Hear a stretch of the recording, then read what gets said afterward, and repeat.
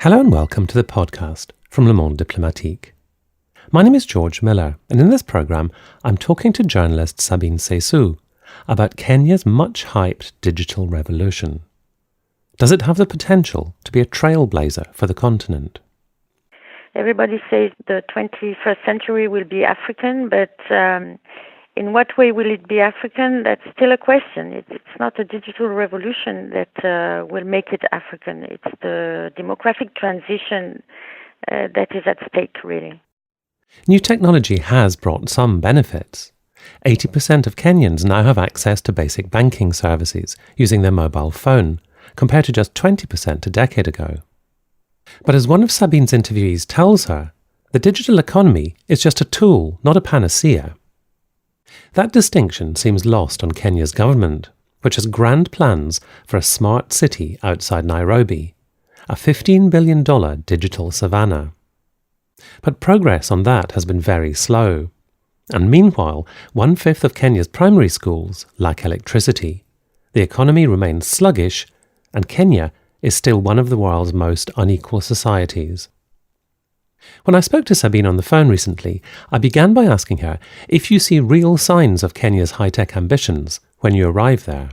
They look like all these emerging countries' speeches that are not relating to any reality, because the first thing to observe when you land in Nairobi is that you are stuck in the traffic for hours before you can hope to reach any hotel in the center of town.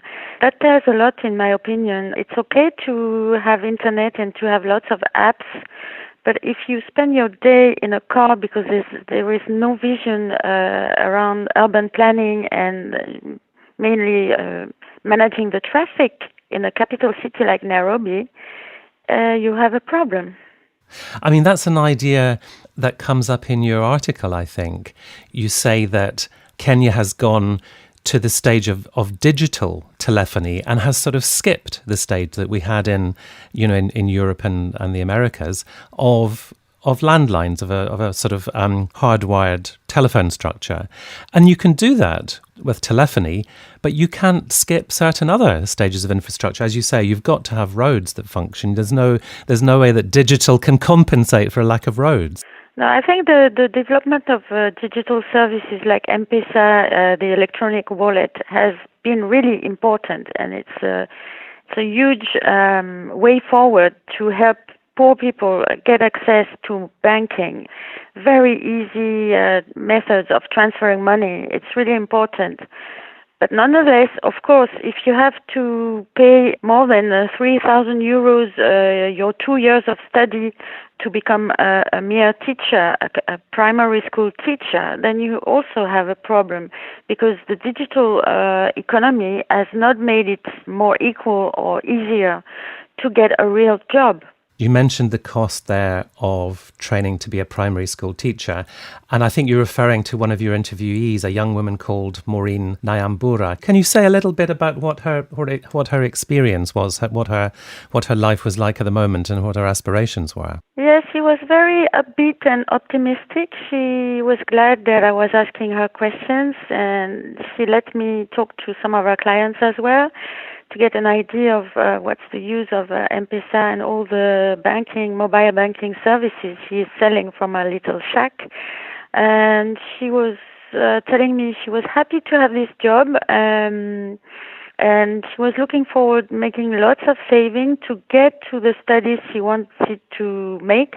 Being a school teacher was a dream for her, but the settings in which I found her were really poor and a bit sad, because it was in the middle of Kibera in a district called Olympics, and there's no tar on the road, and you can see that it's almost a fashion. At every street corner there is another shop for M-Pesa and mobile banking services and mobile telephone services. So the competition is really terrible. It's really high, and thus the income that small sellers can make is really low. But I still found it that this young girl was very optimistic, and she was not at all having a victim speech or anything like that. So the money that she makes in a month is really quite low, especially if she wants to become a teacher. But the profits that the companies which offer these mobile services make are really very high, aren't they? Yes, they are huge. I think it's 220 million euros profits per 6 months for Safaricom, the main company who is selling M-Pesa services. So when you compare to the 250 euros that Maureen is earning each month, you can see the gap. I think it's a part of a global system with huge companies making profits not only in the mobile industry but also, I mean, in the coffee industry or the car industry, whatever. The global model is at stake because even if Safaricom is a national company, a subsidiary of Vodafone in Great Britain, it's a national company. There is national sense of national economic nationalism in Africa. People prefer to go towards national companies, but still, I mean, the model is ultra-liberal. And the main aim of these companies is not to bring about social changes, as Safaricom claims all the time, but it's to make profit. So while there are some positives in that more people have access to fundamental banking services, one of the key things that I took from your article was that really structurally, at a deeper level, looking at the economy and inequality and all those bigger things, then really nothing very much is changing in Kenya. No, it's not.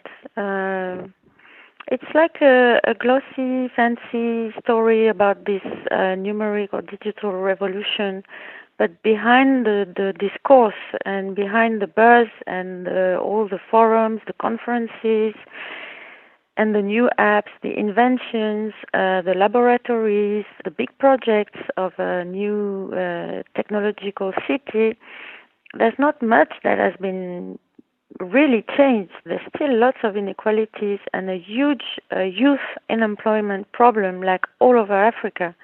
And the rise of this African youth who is connected to the rest of the world through internet with more and more longings and expectations is still a big political problem all over Africa, not only in Kenya. The expectations of this new generation will make it harder and harder for the current systems to continue. I mean, the mismanagement, the rigging of elections, presidents staying in power for decades, that is the case all over Central Africa and the Great Lakes region. Kenya is in East Africa, but still the tendency is that every time there's an election, there is fraud and there is contestation and there are riots, there is political violence. And honestly, the digital revolution doesn't change anything in that matter. So in 2017, there was a presidential election which was challenged by Odinga because Kenyatta was declared the winner. And then there was a subsequent election after a Supreme Court ruling in which Odinga didn't take part because he had no confidence. So where do you think that left Kenyan politics in an even worse situation than it was in before that election? I'm not sure whether it's worse or still the same. I'm not sure it's worse, actually. But as Orio Kolo says, she was a founder of the Ushahidi platform that was set up during the 2007 elections with lots of political violence. And this open source software allows real-time report of political violence. It has been sold all over the world to report victims of natural catastrophes. She says that entrepreneurship in Africa is the new neoliberal mantra, but if there is no electricity and your roads are terrible and still you have Uber, it doesn't lead you anywhere. It's just a distraction. You cannot launch enterprises in a context of mismanagement and bad governance. You can have all this very nice picture of Africa going forward, but still the remaining problems are much more important and they really need to be solved. For the new generation's sake, for the future's sake, everybody says that the 21st century will be African, but in what way will it be African? That's still a question. It's not a digital revolution that will make it African. It's the demographic transition that is at stake, really. So the Kenyan government has this very grand plan for a smart city called Silicon Savannah. But at the same time, you point out that primary schools in the country, some of them still lack electricity and desks, and the DigiSchool project, which was supposed to put laptops in lots of schools, it hasn't really got off the ground. And likewise, the university has no 3D printer. So there's a top level, the sort of grand ambition, but it's got to be fed from the bottom, hasn't it? From the bottom up by investment in basics. Yes, I think the public policy problem is still at the heart of the problem in Africa, in Kenya like elsewhere. I'm thinking about Rwanda, where Rwanda is known. It's a neighbor of Kenya. It's well known for its huge progress. But beyond the figures, when you look at the reality, how far has it really gone? I'm not sure it's going that far. Rwanda has this ambition to become the Singapore of Africa and the new laboratory for ICTs. But is it going anywhere? Kenya has got the same ambition. For me, it's like all these poor countries talking about becoming emerging economies, but they don't even have the basic services. So, meaning access to health, access to education. All of this is still lacking in some parts of the territory, the national territories. So, how can you move forward beyond the nice programs and World Bank finance programs and get real? I mean, when you were visiting, did you see any signs that gave you hope? Any positives? Anything you thought could be built on and might develop and address some of the issues that we've been talking about today? Yes, I think the fact that the Kenyan youth is connected and is eager to invent new ways and be smart and be outstanding, this ambition is really a reason for lots of optimism. This energy is a drive still, even with all the structural problems we talked about, the economic problems, the political problems. The sheer drive of this Kenyan youth being connected, being interested in apps, being interested in sharing experiences and provide platforms like Ushahidi, which are completely open source software, not looking for profit. This is a strong reason for optimism. But I guess there is an elite in power which wants to hang on to that power and is doing very nicely from hanging on to that power. Yes, well, that's a problem of the political evolution of the continent. You have a few countries where democracy is working and the elections are fair and free. More and more countries have different political parties getting into power, but in most cases, the election time is still a very anxious time and prone to lots of crises and violence. So, yes, I mean, the structural trend is that. And maybe I can ask you finally, Sabine, are there any particular issues in Kenya that you're keeping a close eye on, or particular moments that are coming up that you think are going to be especially significant? In other words, when you monitor Kenya, what do you pay particular attention to in order to take the temperature of the country? I think the cultural scene is one interesting barometer. There's been lots going on.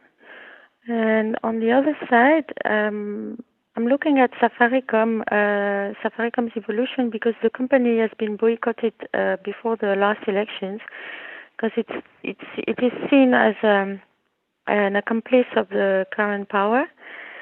It's interesting to see the intertwined evolutions of the politics and the economics. I mean, that's at all core of the evolution of Kenya. Like everywhere else in Africa, there is an elite, an economic elite of entrepreneurs who are getting so frustrated with the mismanagement of their countries that they are really thinking about getting more committed to politics or even drive some political forces. That's what is interesting to watch. So those are two interesting potential drivers of change: the economic elite, but also, as you were saying, the country's youth, a connected youth who are beginning to think about potential change themselves. Yes, without necessarily emigrating. I mean, the dream is not to make it elsewhere. The dream is to have a life in your country and get a decent life with normal access to school, health, education, infrastructures, basic services like electricity and water. And that's it. I mean, that's also, it's not only Kenya, it's a common dream I can see that is shared across Africa, really. I was talking to Sabine Cessou about her article, Kenya's Growth Doesn't Help All Kenyans, which is in the December 2018 edition of Le Monde Diplomatique. It's available in the print edition and on the website at mondediplo.com. If you're a subscriber, you can read the current issue online and access a complete archive of the paper going back over 20 years, as well as exploring other resources such as maps, images, podcasts, and online exclusive content.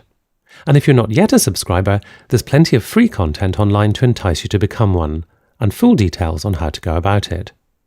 In the words of the late John Berger, why read LMD? To make sense of what's happening in the world, behind the misinformation.